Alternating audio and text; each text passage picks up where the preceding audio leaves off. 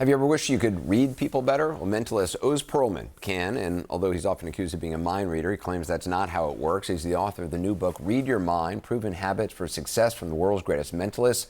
We spoke just before airtime. So you're not a magician, you're a mentalist. What is the difference? What is the difference? So a magician, you can kind of visualize card tricks, sleight of hand, right? I fool your eyes by showing you where to look, right? Misdirection. Mm-hmm. Mentalism is where there's really no props. There are no cards. I just tell people, think of a card, and I watch you and I observe, and it looks like mind reading. But it is not supernatural. I don't have any psychic powers. I'm not talking to the dead. It's a learnable skill. And you've written this book. Yep. What's the purpose of the book? Is it? So the book will not teach you to be a mentalist. Spoiler alert, anyone who buys it and goes, how did you know which ball Joe Burrow would throw to? I'm not going to teach you that. I'm sorry, there's other books. I want to teach you the skills from what I do that are transferable, that give you an advantage in your life. Mm-hmm. Because being able to read the room effectively and know what people are thinking about you and hopefully influence them, building rapport. Whether you're in the boardroom, classroom, wherever it may be. Anywhere. Think about it. In your relationship with your kids, with your spouse, with somebody you are selling to. You have 5 kids. Five kids. So do you use? I'm using a little mentalism on them, but they know how it works now. My 9-year-old is like, I'm on to you, Dad. But yeah, there's a little bit of Jedi mind control tactics that I'm sure every parent uses. But what's funny is, in the book where I give you little elements of how to detect deception, and is someone telling you the truth? Is this person really interested in what you're selling? And make no mistake, selling doesn't mean if you're a salesperson, you right now are selling your viewer on maintaining their eyeballs, right? We're all selling in life. I'm selling my kids on eating their vegetables every night at dinner. So when I say selling, it's knowing the fact that how you interact with somebody, how you get them to trust you, develop deeper bonds, rapport, how to walk into a room and leave it being the most memorable person someone met that day is a huge skill in life, and it's what's allowed me to achieve success. It's not the tricks. All right, so what are we gonna do? What are we gonna do? Well, you know what, let's do this. Anderson Cooper 360, I came prepared. I stayed very much on trend, okay. 360. I'm gonna hold this look at this, look at this. You spin it around in your hands, and look at various places you have traveled to, which is probably most of the globe at this point. You have really done a number on this. Mm-hmm. You've been to how many countries, if you had to guesstimate? Give me a ballpark. Been to, worked in, all the above. 80 to 90. 80 to 90. So most of this globe, imagine that as you're looking at this globe and you're looking at different places, bam, I like to jar you out of autopilot, something unexpected. Your phone, which is here, imagine that you left the ringer on. You're mortified.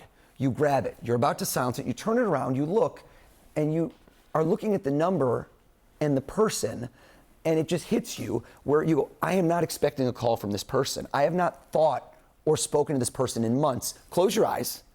I'm putting you on the spot.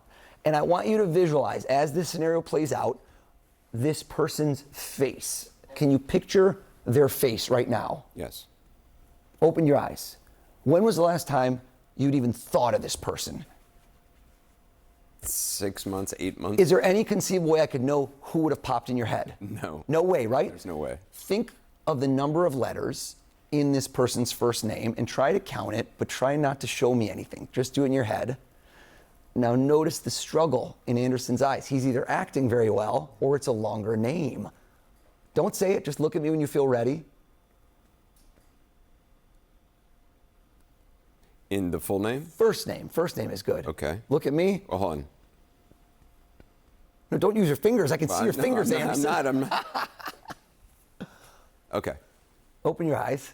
See, I was debating that first name. I watched you and you went like this. You counted twice, so I think you miscounted the first time. And you're like, I counted by 1 too much. You went back down. 6 letters, isn't it? It is 6 letters. It is 6 letters. And mix up all the letters and just you stop and you grab a letter out. Like let's say you just swoop and you grab the first letter and you just focus on that one first letter. Can you do that for me? Yeah. It just got cold out. Your lips were a little chapped. Close your eyes. Don't peek. Close your eyes. I just want to show the viewer at home. Keep your eyes closed for me, Anderson. Open your eyes. That's why you did this. You pursed your lips. You put them together. What's the first letter of this person's name? The first letter. M. M. M. And then keep going, keep going. It's not Michael. This is definitely a guy. Tell me, who popped in your head? You imagine this person calling you. Haven't thought of them in months. What's his name? Full name? Full first name. Milton. Milton. Oh, how is that? That's bananas. And you know That's what? Bananas. When you were looking at the globe, it's called the power of suggestion. You asked me how I did it. You didn't need a globe in your hands. But as you were looking and telling me I've been to so many countries, I noticed at a certain point when you thought about Milton, you looked down at the globe, not at a place, you were looking for a place, which tells me that I led the witness. You know what I said to you? I said to you, what did I say? I said, you've been to all these places. You've had an impact on all these places, and people have had an impact on you. Is there a place that you thought of when you thought of Milton and you looked for it where you met him or you know him from? Does that make sense? Yes. That's why you looked at the globe. Hold it in front of you, right here, Pacific Ocean. You can't see anything. Is there any way in the world you've ever discussed where you met Milton before this moment? Anywhere, period, that anybody could possibly know this? I mean, unlikely. Unlikely, right? Definitely not me.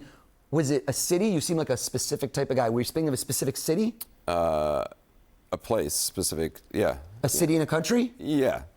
You know what? Tell us. Hold this Not a little big, lower. not a big place. Doesn't matter. Very remote. What's the city? What's the country? Tell us. Where did Milton pop in your mind and you thought of? Tell us, please. Where is it? Maradi, Niger. Maradi, Niger. You know how you shine a light on different places and current events?